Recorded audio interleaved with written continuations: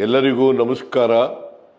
ನಮ್ಮ ಸರ್ಕಾರವು ಅಧಿಕಾರಕ್ಕೆ ಬಂದಾಗಿನಿಂದ ಬಾಬಾ ಸಾಹೇಬ್ ಅಂಬೇಡ್ಕರ್ ಅವರ ಸಂವಿಧಾನದ ಆಶಯಗಳ ಕುರಿತು ಜನಜಾಗೃತಿ ಮೂಡಿಸುವ ದಿಕ್ಕಿನಲ್ಲಿ ಸಾಕಷ್ಟು ಕೆಲಸಗಳನ್ನು ಮಾಡುತ್ತಿದೆ. ಈಗಾಗಲೇ ಶಾಲಾ ಕಾಲೇಜುಗಳಲ್ಲಿ ಸಂವಿಧಾನದ ಪ್ರಸ್ತಾವನೆ ಓದನ್ನು ನಮ್ಮ ಸರ್ಕಾರ ಕಡ್ಡಾಯಗೊಳಿಸಿದ್ದು, ಸಂವಿಧಾನ ಜಾಗೃತಿ ಜಾಥಾದ ಮೂಲಕ ರಾಜ್ಯದ ಮೂಲೆ ಮೂಲೆಯನ್ನು ತಲುಪುವ ಕೆಲಸ ಮಾಡಿದೆ. ನಮ್ಮ ಸರ್ಕಾರದ ಈ ಕೆಲಸವು ದೇಶಾದ್ಯಂತ ಸದ್ದು ಮಾಡಿದೆ.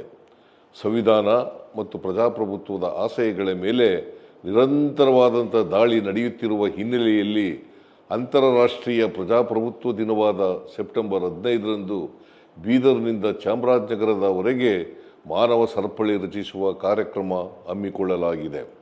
ಪ್ರಜಾಪ್ರಭುತ್ವದ ಮೌಲ್ಯಗಳನ್ನು ಎಲ್ಲೆಡೆ ಹರಡುವ ಉದ್ದೇಶದಿಂದ ಹಮ್ಮಿಕೊಂಡಿರುವ ಈ ಕಾರ್ಯಕ್ರಮದಲ್ಲಿ 40 ಲಕ್ಷಕ್ಕೂ ಹೆಚ್ಚು ಜನರು ಮಾನವ ಸರಪಳಿ ರಚಿಸಲಿದ್ದು, ವಿನೂತನ ಕ್ಷಣಕ್ಕೆ ಸಾಕ್ಷಿಯಾಗಲಿದ್ದಾರೆ. ಆ ದಿನ ಎಲ್ಲರೂ ಅಂತಾರಾಷ್ಟ್ರೀಯ ಪ್ರಜಾಪ್ರಭುತ್ವ ದಿನದಲ್ಲಿ ಭಾಗವಹಿಸೋಣ. ಬಾಬಾ ಸಾಹೇಬರ ಸಂವಿಧಾನ ಮತ್ತು ಪ್ರಜಾಪ್ರಭುತ್ವದ ಆಶಯಗಳನ್ನು ಪಸರಿಸೋಣ. ನಿಮ್ಮೆಲ್ಲರಿಗೂ ವಂದನೆಗಳು.